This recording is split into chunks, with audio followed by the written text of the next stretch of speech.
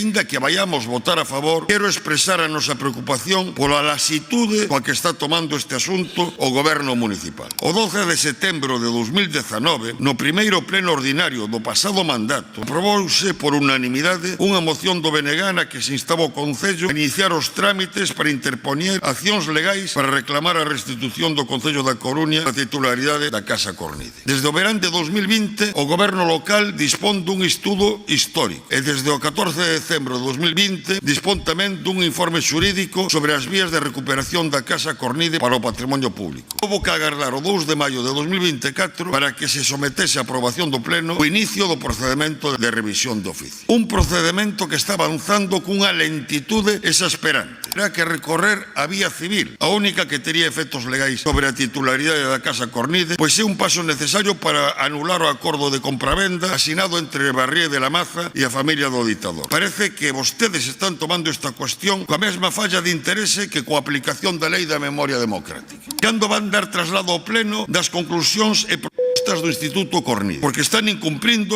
o acordado no Consello da Memoria Democrática. Para cando a retirada de honras e distincións a persoas vinculadas ao golpe do 36 e a ditadura franquista, a Sergio Peñamaría de Llano. Era o alcalde da Coruña en 1962. Sen a súa complicidade non tería sido posible a apropiación polos francos. Actúen, non aborden esta cuestión como un simple trámite administrativo.